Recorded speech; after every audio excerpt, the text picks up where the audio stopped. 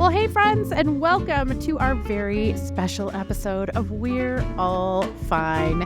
As ever, this is Holly, and with me tonight is my beautiful, gorgeous co-host, Carley. Hi, Carley. Hi, Holly. Hi, everyone. Oh, guys, I have been looking forward to this one for a while. I'm super jazzed. We have a super special guest with us. Today, we have Jason Jansen. Hi, Jason. Thank you for the intro. So, Jason, aside from being, honestly, one of the most fun people I've ever gotten to chat with, you are so much more. But one of the many things that you are is a medium. You have a business called Medium on the Rocks, which, by the way, best name ever. Can you tell us a little bit about what your business is? I am a psychic medium. I have had abilities like this ever since I was a little kid, ever since I could remember. I grew up in a big, giant Victorian house in upstate New York. There were spirits around the house, 3 resident ghosts, you could say. You know, there's a difference between medium and ghost hunters, but that was really my introduction growing up in this 1865 Victorian. So I would do, really my closest family and friends knew bits and pieces about this from me. So I guess I've been doing readings for many, many years. And then my friend Amy here in Denver said, "Oh, Jason, you have to start a business. There is so much peace and help that you can provide for people and answers, questions and answers and all of this stuff. And I want you to really think about opening this." And I was like, "Oh, I don't know." And that's kind of weird, like kind of coming out to the world and saying, "This is what I can do and this is what I can offer." And she was actually the one that said, "Oh, I've got it. I've got the name Medium on the Rocks." So I can't take any credit for that. That's all my friend Amy. Oh my God, Amy sounds amazing. Keep her around. Like Yeah. a Jason? beautiful fountain of support and awesome ideas. Yeah, she is. I love that you just asking you about what you do, and there's no pause, there's no hesitation. Like, it's just very just normal and casual. Like, this is what you do. This is what you've always done. Have you always been that comfortable just going, yeah, nope, this is kind of what I see, how I've always had it? Oh, I never thought about it that way. Yeah, I am. I'm pretty comfortable, and yeah, that's me. Authentic Jason. Yeah, it is what it is, and take it or leave it. Oh my God. I fucking love it. I love that. Authenticity, I'm finding through therapy that actually throughout my lifetime, I've really struggled with showing my authentic self. It was like the vulnerability equivalent to like being skinned alive for me. Like I'd just be like, "Oh no, no, No, like we don't you're need happy, that. I was like, you're happy, I'm happy. You're sad, me too. Like I could be a hype man for days, but like genuine expressions of like authentic emotion were just like way too much for me. So just know that is the thing that I'm looking for the most in people around me now are people that just live authentically and unapologetically. And I have found that the people that would be considered quote unquote quirky are the people that have found their authentic selves and have lived in them longer than most. How do you fit in a world that tells you that you're different, right? Like, how do you do that? Because you've been doing this longer than I have. So we'll get to all of the like really cool shit that you do, but really quick, give me a 5-minute therapy sesh. How have you been able to live authentically for this long? I've been in therapy for the last 18 years. It's good shit, man. I am pro therapy. I am individual therapy, couples therapy, men's group therapy. Currently. So living authentically, I think the way that I was raised was to just be the person I want to be. And my grandparents took a significant role in raising me. And I would say, "I think I want to play the violin." And my grandmother would go out and say, "Let's go violin shopping." or I would like to do this or like to do that. So I was always encouraged to be who I wanted to be. Yeah. Oh, I love that. When did you realize that you had the ability to, some people say like that you're able to see beyond the veil, or what wording do you prefer? And then as far as your ability to connect as a medium, and then what what do you remember from the beginning? I'm so Well, interested in you, if you can't tell. so listen, it's not that interesting, I promise. But the wording, I know, I this whole world with psychic mediums and people that work in the spiritual world, they have all these terms and terms that I don't even know. So you say beyond the veil, I say talking to dead people, Oh, which I love it. doesn't really, Thank you. you Thank know, you. it's not as soft and eloquent and cushy, but yeah, I kind of just say talking to dead people or seeing dead people. And when I was a kid, we would go to Long Island every single weekend almost. And I remember going to my great grandparents' house, and my pop would be there in his chair. And man, I had to be maybe 4 years old, and I didn't realize that Pop had died. And I remember saying to people, "What do you mean? He's right there with a chair with his oxygen tank. I could still see him while everyone else was around." And of course, they're like, "Oh, crazy little Jason," right? Right, So right. it was ignored, and then we would continue to go to the house. Long after he was gone, or a few years after, and I could still see relatives and people there. And I think they, thought, well, Jason's just, the artsy cousin who's being raised in upstate New York and, going to Vermont summer camps. Jason, I love that you're like, well, it's not that interesting. As if we've all met and known a medium before in our lives. This is clearly something you've, had going on your entire life. Yeah. But like, you're very calm about the idea that just wandering around, you're just seeing dead people all over the place. How did you find like the calm with that? Yeah. It's easy for me. It's natural to turn it on and turn it off. Mm. And sometimes having, the dial halfway is when it gets a little confusing for me.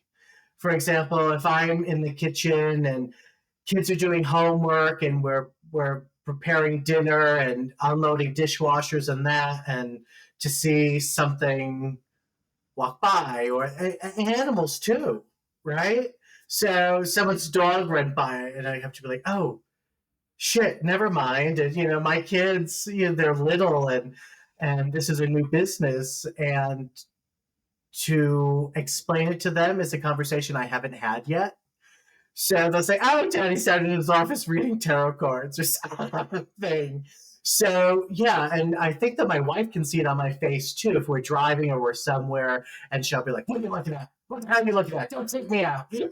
Like most people would be like, "Who are you checking out? Like, stop looking at her boobies." And then you like your wife is like, "Don't creep me out. I don't want to know if Uncle Fred is here. Like, So leave me don't take me alone." out. Yeah. Just interview her. That's more interesting. Married to the medium. Oh my God. I love that. So with that, I mean, already you're like kind of changing some of my perspectives of this, right? Like I've seen like the big personalities like Long Island Medium and like all of these things. And there's like a lot of skepticism, I will say sometimes with me with that kind of stuff of just like you're supposedly walking down an aisle in a grocery store and all of a sudden this woman's great grandmother and wants you to know that purple is still her favorite color, right? Like I think that there are so many misconceptions. What would you say is like the biggest misconception that people have with mediums and with the afterlife? Biggest misconception is that when you die, you become an angel and you get your wings, and you're going to communicate by sending red cardinals and butterflies to everyone on the other side. Oh my God, that's beautiful. That's like the Hallmark version of death. I was unaware of that. So I think that's a huge misconception. And on the other side, from what I work with and from what I see, it's very similar to this side. Oh, Um, And it's similar minus the hate. I don't ever see any type of hate or animosity on the other side. I truly feel like you go through a complete healing process. And it is really a place of love. Now, if you were a spicy asshole over here, you're kind of still a spicy jerk a little bit on the other side. But there's really no hatred. I don't see any type of hatred or animosity. Jason, if I'm not an asshole on this side, but definitely consider myself spicy, can I carry the spicy without the asshole over with me? Well, I think you still carry spicy and a little bit of asshole, too, as long as it's not like a hateful asshole. Well, I mean, so I read a lot of books about all of that, right? Like when I was probably 20 and I was drinking a lot and smoking a lot of cannabis, and I was like, what is the world? And so I went on this like really long spiritual journey where I read like every religious handbook I could find, like the Quran, the Bible, Book of Mormon, everything I could find. And there was one, and I don't remember who this is, so if somebody remembers, please tell us in the comments. But there was this idea that in the afterlife, or when someone has passed and they become a spirit, that hate is actually a survival tactic or like a survival element. And so there is no hatred on the other side. There is no like anger or hatred because you are no longer having to survive. And I think that's really interesting. Like, right? Like, it's a fear. Hatred comes from fear. At like its core, hatred is fear of the unknown, of the unlike, all of that. So if you no longer have to worry about survival, you no longer have to fear, which means you're no longer going to base reaction off of that. And so it's interesting that you say that too, because it like validates, I don't remember who said this, but it was very interesting that I'm hearing this for a second time. I've never heard that before. I find that interesting too. Oh, I really like that. I just came up with it. Well, say you did. Maybe it was you. Maybe I heard you. Maybe I heard you say it. Past life. I don't remember who it was. If I think of it, I'll put it up. But now there's, hatred in the true sense of the term. Now, can grandma come through and say, oh, God, I hate your new boyfriend. Why don't you find someone else? Yeah, that's still a valid thing. That's still I hope so. Oh my God. I'm so happy to know that judgment can still happen afterwards. Like we could still be just a little bit judgy. But I need my spirit guides to be like, what the fuck are you doing? Like, what are Carley? Like, what are we? Come on. Yeah. It's helpful. That is helpful. And with that, so this is, I'm kind of curious. Do you think that spirits can influence our lives here in the physical world? Wow. I think they can help and shape somewhat. Do I think they're the puppet masters over there? Right? Saying, oh, I made the tree fall on your neighbor's car, not your car. No, I don't think they're doing that. But to kind of be a presence of love and energy and light, and if you're going through a hard time or a difficult time, to feel that presence of a loved one, that energy of light and love and support, yes, in that sense of influence. Wow, that was such a woo-woo answer, wasn't it? No, I'll take it. Here's the thing, Jason, and this kind of goes back to what you were talking about before. You doing this as a business for others, what kind of impact have you seen it make on the people that you work with? It has made a huge impact. It makes me think, wow, why didn't I have the courage and the guts to come out with this business a lot sooner? Because I feel like there were hundreds and hundreds, or maybe even 1,000 people who could have a moment of healing that they couldn't get any other way without working with a medium. It doesn't have to be me, but a medium. Unanswered questions. There are readings that I have done where maybe there was an illness or a sickness or something happened, but the person passed before that information could be brought up to family members or people that loved them. There are many folks that reach out that want to have a reading with me because a loved one has died from depression or died by suicide.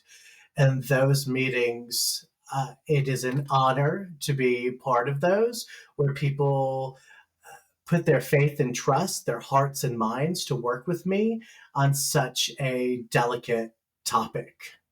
Mm. Oh, see, Mm. that right there, the love and light that you were just talking about, there is no woo-woo in that. That is No. really quite beautiful. Well, it's a sacred space, right? Like you can't hide from grief. Like any of us who have experienced grief, you can't hide from it. Like it's going to be there and it's going to make you face it every day. So to have somebody that can, of course, not take it away, but can give you parts of your relationship with that person or parts of that person that you don't get to have tangibly anymore, I think is really beautiful and really important. And it's something that the people around you can't do, right? Like, Right. I mean, I'm sure this may be an unpopular opinion, but when I've lost people before and people have said things like, well, but they want you to be happy. You got to be okay. Keep your chin up. Buck up. I'm like, fuck you, Carol. You don't know what the fuck she would want. Right? Right?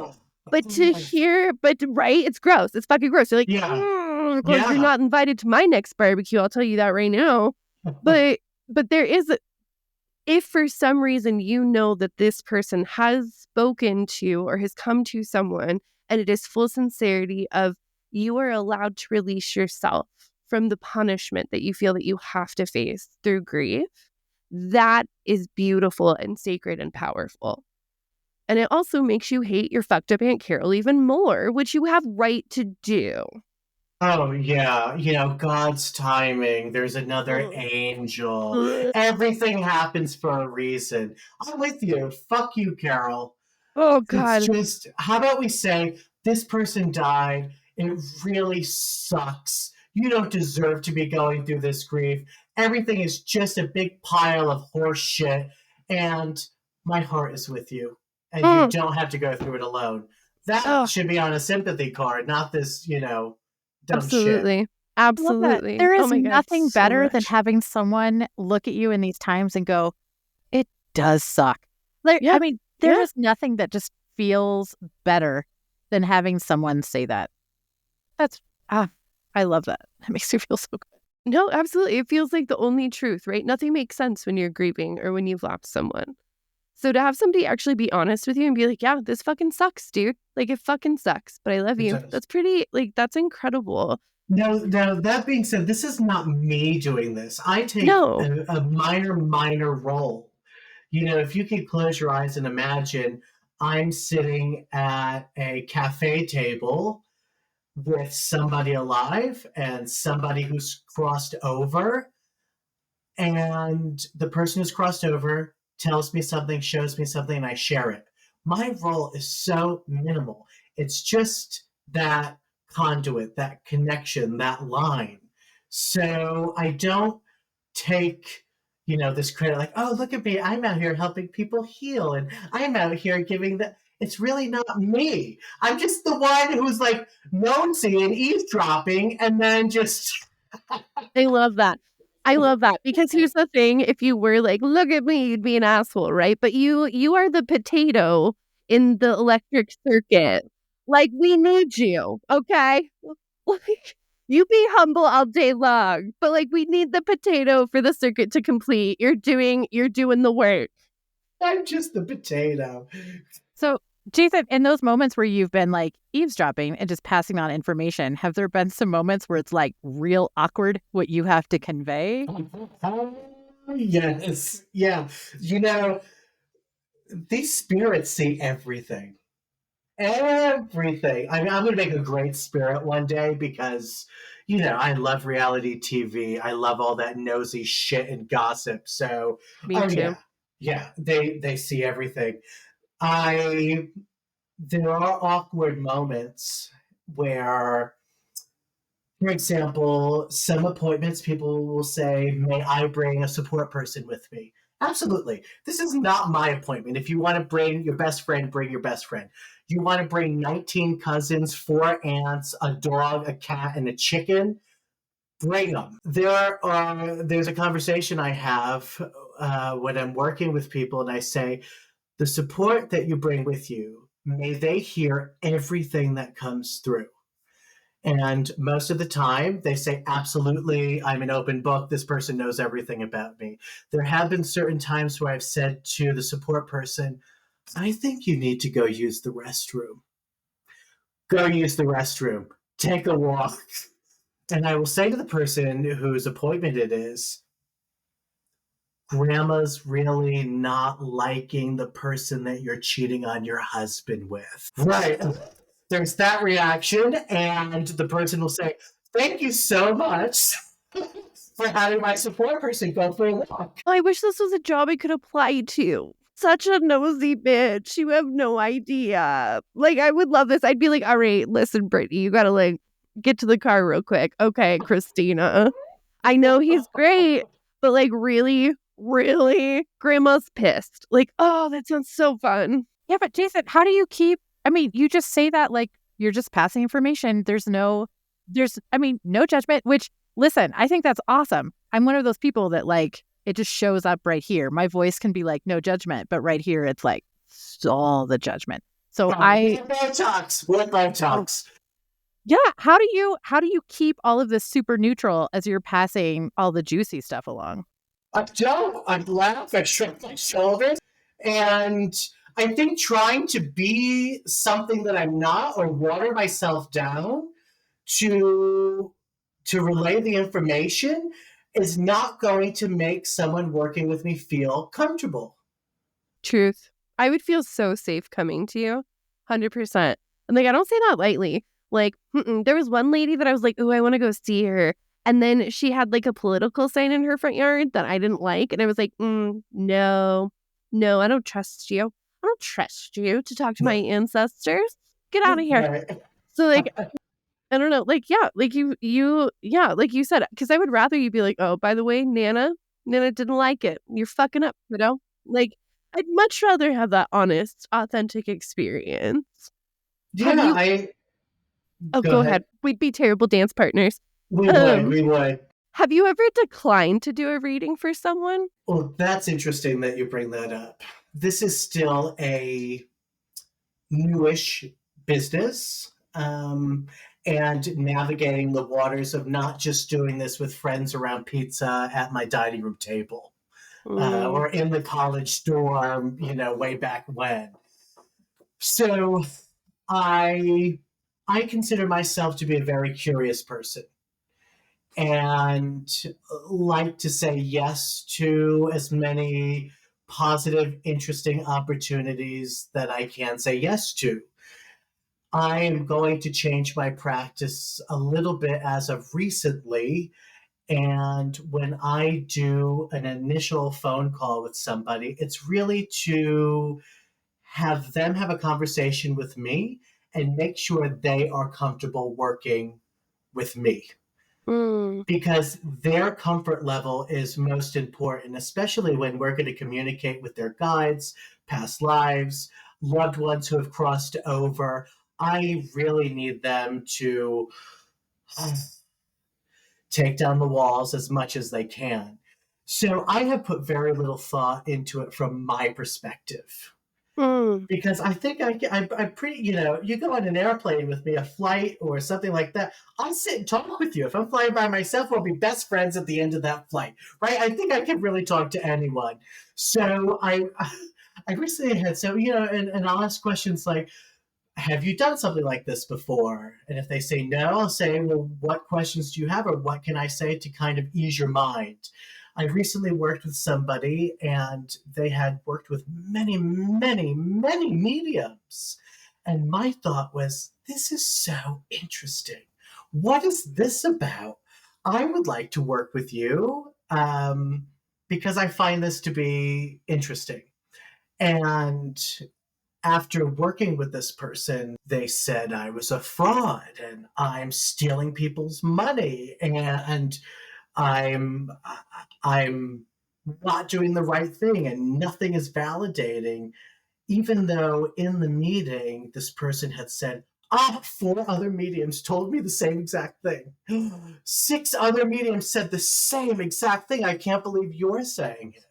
And I ended that appointment with, wow, that was incredible. That really was interesting.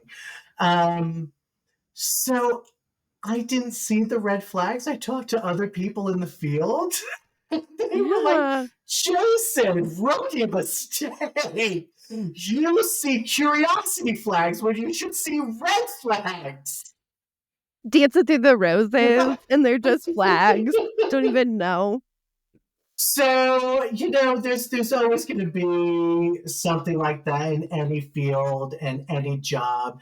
And I will take it as a learning experience, not take it personally. I meet with a lot of people who are grief stricken and they are navigating this world missing someone that they have loved so much. And I cannot take it personally.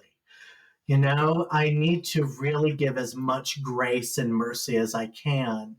That being said, working with a psychic medium or somebody to help you connect with your guides is not a substitute for therapy and a mental health professional. Thank you. Sorry, it was deserved. If you can put a sound effect, Holly, where it's like crowds are cheering with that. Done. Like a gladiator and just finish the job, because fucking for real. Well, when you say that, somebody who's seen that many mediums is making comments like, 4 others said the same thing. 6 others, like this is clearly somebody who's wanting to hear a very specific thing. And for whatever reason, that thing is not being said by like the first one, the first 3, the first dozen. And they're like continuing to find someone who's going to just back up something that that they want to believe, that they think. That's rough. Yeah, that would be my assumption. Yeah. How do you handle the naysayer? Like, I think you kind of just told us, but basically just like a real true naysayer. Because here's the thing. Grief is a hell of a drug. If I was mean to you when I was grief stricken, good, do better next time. Like, I have no shame for it. Like, that is the most animalistic a human being can be, right? Right. So, but the people that are like, oh, this isn't real, this isn't, do you allow their perspective to affect anything? How do you ignore it? Like the people that are like, nope, this is all a hoax, this is all bullshit, no way, you're lying. That is one type of skeptic. I would say there are 2 types of skeptics, and who knows, maybe in 3 years I'll say there's 40 types of skeptics. The one that you're describing, I would call the asshole skeptic. In your face, and what you're doing is evil and it's not right, and sometimes it's not of God, and there's no way. I just saw this. My friend said this to me, saying, some people don't believe in energy and vibration, yet they believe in Wi-Fi that is powering everything without cords and connections their whole life. So those people, I could care less. Some people say, oh, I don't believe in gay marriage. Well, too fucking bad. It exists, whether you believe in it or not. So those naysayers, I really don't give a shit, because it exists whether you believe in it or not. See, I love that. Like, being able to just say, like, this is your shit. This isn't mine. Right. Like, here I am. This is my reality. This is my perspective. This is my circus. And you don't need to deal with it or be around it. You don't like it? Great. Don't. Exactly. If you don't like it, don't set up an appointment with me. These are, I don't go out and search for people and say, come work with me, right? This is all voluntary. People reach out to me, they seek me out, and we work together. I didn't force this on you. If you don't like it, don't sign up for it. Yeah. I used to run cross country in college for a period of time. And strong. It didn't look Yikes. good. And I'd be jiggling around, bouncing, being the last one in all the time, but I didn't give a shit. I wanted to start, wanted to finish. I wanted to say I didn't stop in between. This is for me. So I would say in my little tiny uniform thing, you don't like it, don't look. I'm still running down the street. Ain't stopping me. Did you see that face, Jason? Carley just fell in love with you. I did. I just fell in love with you. Yep. I did. It just happened. I always wait for our favorite guests. That's exactly, there's always a moment in the show. Carley goes, oh, there it is. It just happened. Yeah. I just love that. You don't like what I'm looking like in my cross-country uniform. Good. Close your eyes. Like, I just empowering someone to basically shut the fuck up. Like, I'm super into that. I love that so much. Yeah. Yeah.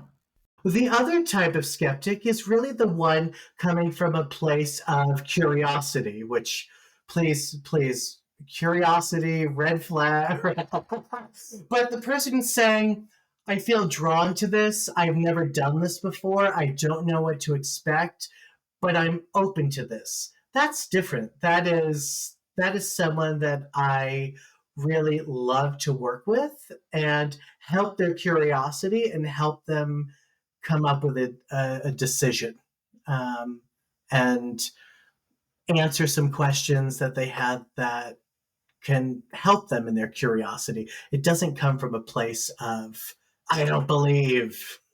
When I talked to you, you said you do 3 types of readings. Yes. For people. What are those 3 types of readings that you do? So reading number 1 is talking to dead people and sometimes dead animals. That's really important too. When people have animals who are so excited and can't wait for them to meet them again and be with them. Now, it is not common, and I know there are mediums out there who really specialize in animal communication. If it comes through, it comes through. So meeting number 1 is communicating with past past loved ones. The second type of appointment that I offer is connecting with your spirit guides. And people will say, I don't know what that means. And I ask people to visualize, they close their eyes, and I say, you're in a boardroom. There's a big giant boardroom table, and you have all of these spirits and beings around the table, and they are trying to help and guide you through this life. Now, there are some guides that I believe you have through all your past lives. There are some guides who show up for this stage for you. There are some guides that are going to be here for 2 years and then they're on to the next. And some that have just always been there during this life. And then that segues into the third type of meeting that I do, which is going through your past lives. So meeting number 1, meeting with your past loved ones, that's easy and simple. The spirit guides, that's where we get into all crazy shit, because guides could be like an alien woman with tentacle arms or a plant. This guy looks like an iris and it has veins and thorns coming out and all this crazy ass shit, really. Or one just looks like Meryl Streep. So then I didn't know that was an option. I know. I'm like, can I that's pick that? really it's really it's very trippy, the spirit guide meetings. And then the past life meetings I find to be so much fun, because when I'm working with someone, especially someone I don't know, I have almost no information about them. And if we go through 2, 3, 4, 5 past lives, at the end, I'll say, so what do you do for fun now? Or what do you do for work? And to see all of those connecting pieces leading up to where they are now, it is really fascinating and amazing. I got chicken skin. You know how we all sometimes have those moments where it's like all the time where there's just something about us that we don't understand, but we don't want to change, and it's not a problem. But like, where did this come from, right? Like, why is this here? Or I'm so different from the rest of my family about this one thing. Where does this come from? To have an explanation for that, or to have some sort of grander understanding of a piece of you that you didn't have before you sat down at that table, I think is like fucking priceless. So, Jason, you're no longer allowed to be humble in my presence. Like, you can with everyone else, but not in mine. because you are making things that people look for their entire lives a little bit easier to find. So, like, don't be humble anymore. Okay. All right. I'll start now. Yeah, start now. Kick shit around. Live your life.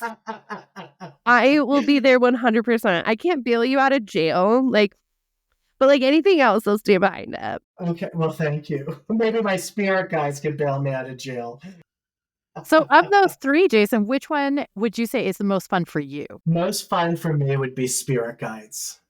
Mm-hmm. I have met these beings and entities and spirits that I could never imagine until I close my eyes and I connect and I go into this space and this realm. That being said, not every guide will present itself to me, right? Maybe there's 15 guides around the table, but 3 are like, okay, fine, Jason's bugging the shit out of us. Someone's got to go talk to him. So you 3 pulled the short straws and you've got to go talk to him.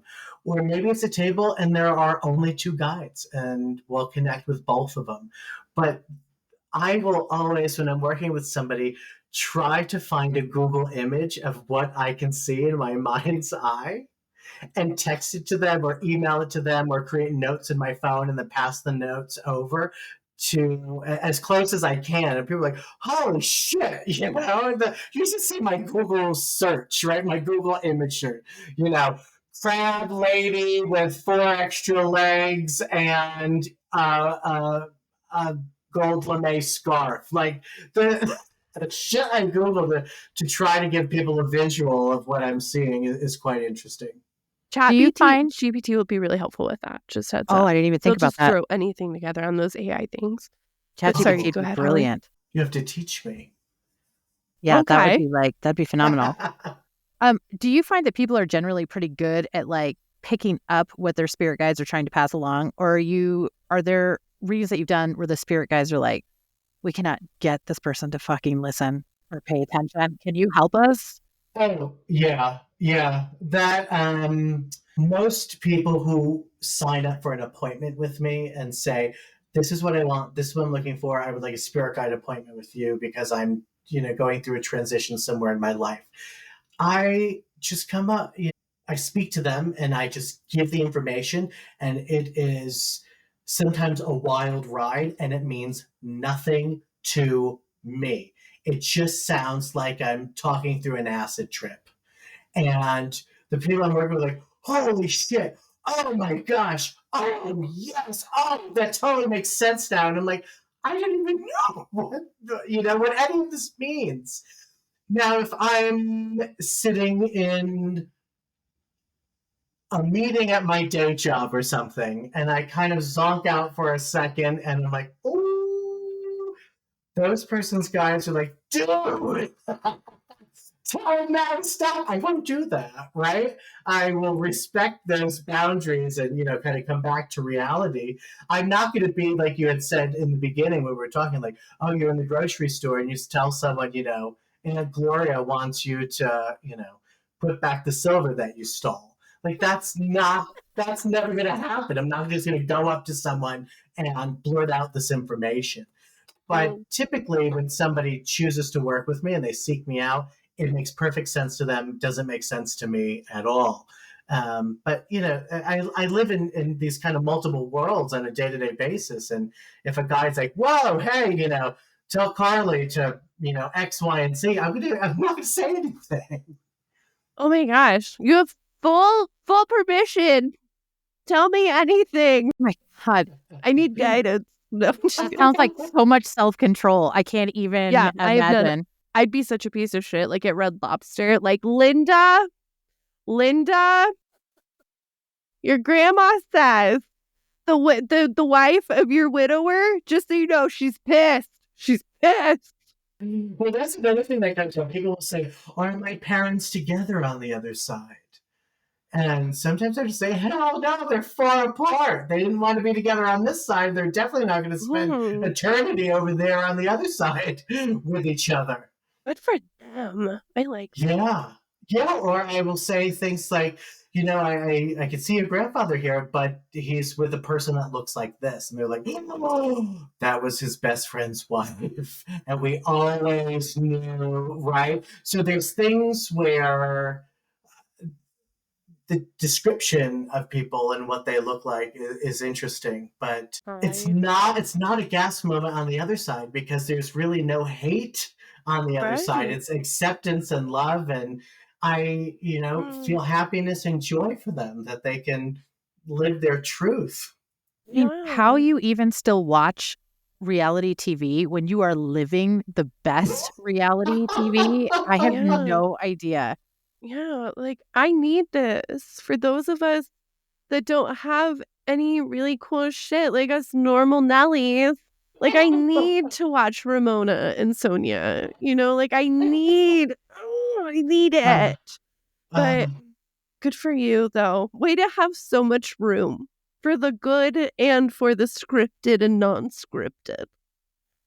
So, Jason, in your third kind of meeting, the past lives meeting, have you ever had an appointment with somebody whose past life has been like a well-known person from history?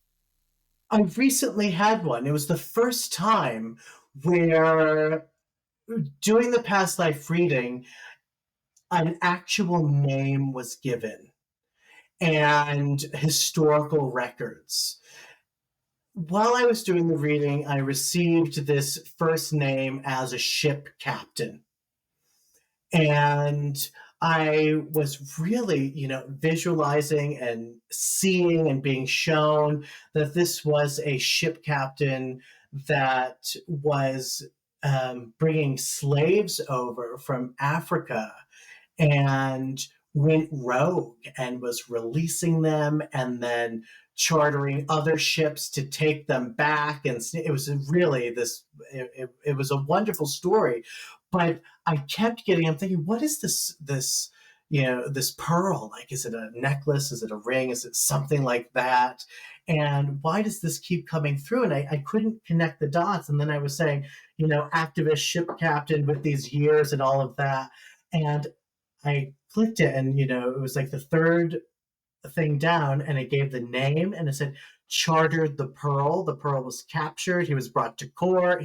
So that was the connection. I was like, oh, this is the exact name, this historical figure. And I had to tell her, you were this guy, during this time period. It was really, and when it's a first for me, I will tell the people I'm working with. I'm like, holy shit, this has never happened before.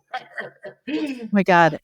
That would be the best kind of information to get about past lives of like, you Yeah. were fucking superhero at An some Yeah. point. activist throughout all of these lives, and also having these Celtic pagan roots and coming over here with Dutch settlers and settling northern Manhattan, and what was happening to Native Americans. This is the same person, right? And trying to really connect the settlers with the Native Americans as a midwife and a healer. And it was another form of activism, but from a much more ancient time. Right. So it's just to see the common threads throughout the past lives and who this person is today is truly, truly amazing to see these threads. Mm. That My God, is that's amazing. amazing. I think I'd be too scared, and I'm not making fun of anyone, but literally as you were talking about that, I was like, yeah, I want to be a shield maiden. I want to be a thing in my past life. And like, I'm afraid that you're going to be like, well, you were the most proficient Walgreens manager they've ever seen at the 8th Street location. You did good, kiddo. Like, like, I don't know. I don't know. I think I'd be too worried to do a past life when Stop currently. being Well, such a baby. You know what, well, Carly? I, I I need think more I people like told that in my you life. I did oh my gosh, I went to the Denver Metaphysical Fair, which by the way is like massive. It's so much bigger than the So Colorado Springs big. one. And I know, Jason, you're probably like, I'm from New York. Like, that's so precious that you guys have a little thing here. But like the Denver Oh, Metaphysical Fair is like, holy shit, it is massive.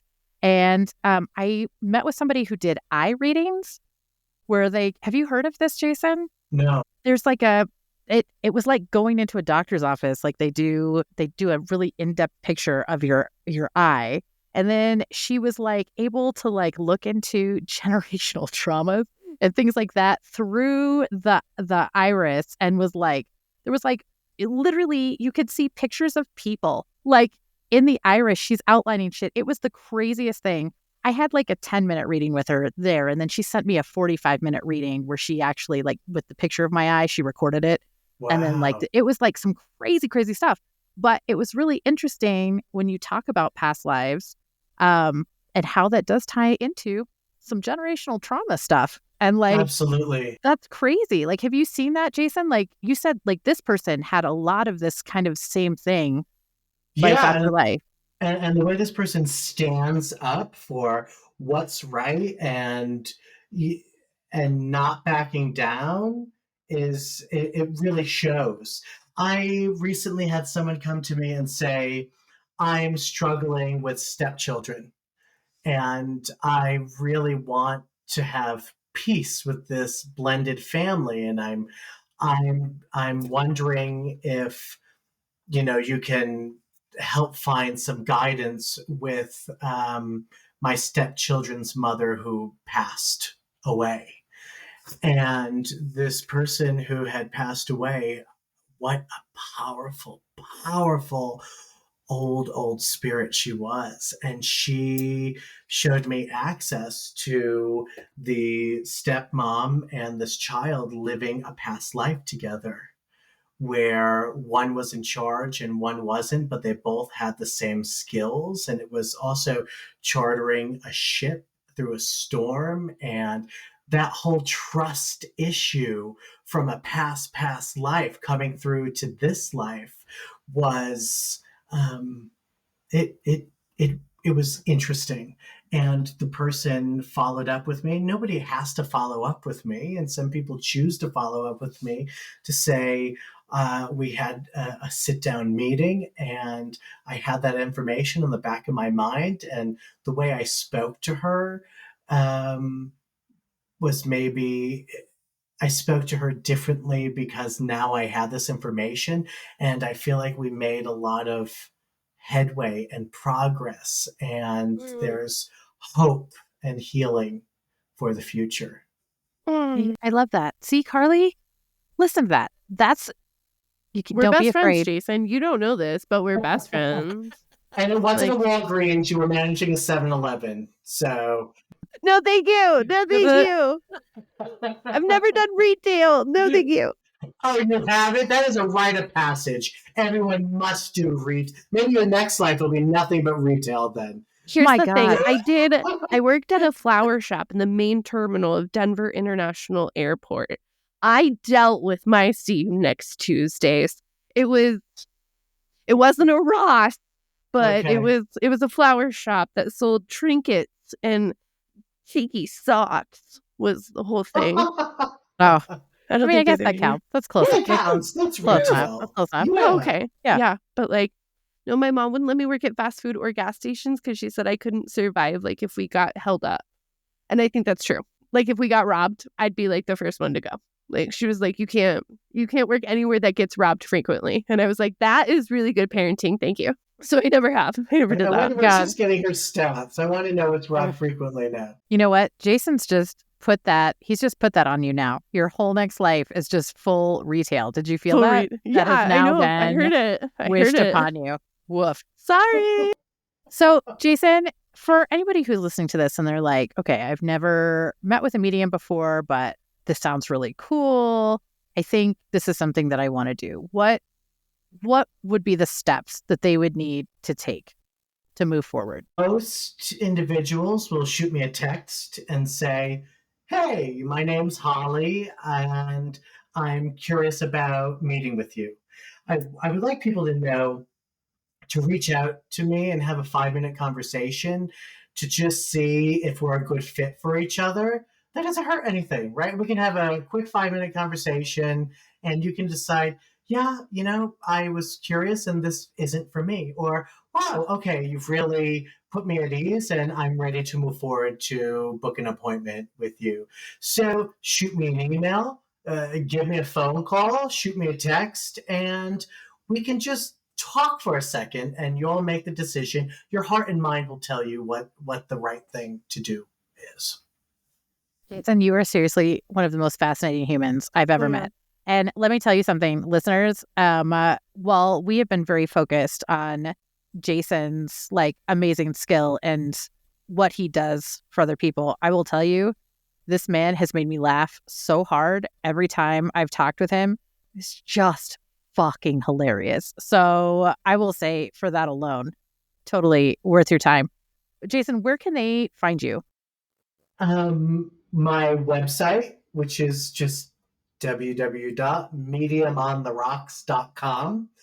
I have an Instagram. I have, if you want to laugh, watch my TikTok videos because I don't know how to edit shit. I don't know how to do anything. It is as authentic as it's going to be. It's funny because you called me a potato. I'm the potato. There is one TikTok video I find hilarious because I was saying, I'm not a substitute for a mental health professional, and I said, I'm just a tool, and then I almost didn't come back from laughing.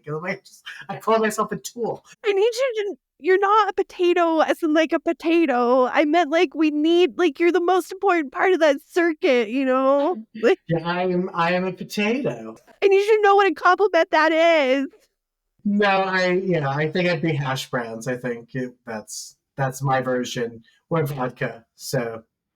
Oh, Carley, you do have a way with words, my friend. Look at me. So, go to my website. It's a good starting point. And then you can follow me on the social medias, which sometimes I get frustrated with. And I'm like, I'm shutting it all down for a month. Or once I said that, and then I think it was almost 2 years later, I brought it all back. So, yeah, I'm happy if you just give me a phone call or shoot me a text too. Jason, I cannot thank you enough for coming on here today. You are an absolute delight.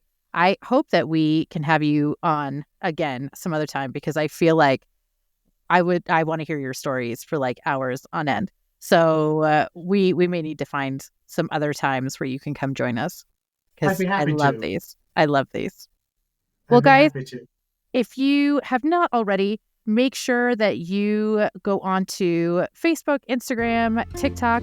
You guys can leave us some comments there. Let us know what you think. Talk to us if you go out and have a reading with Jason because we would love to hear all about that. I have mine here in a couple weeks. I'm very excited about it. So I will be putting comments out there too.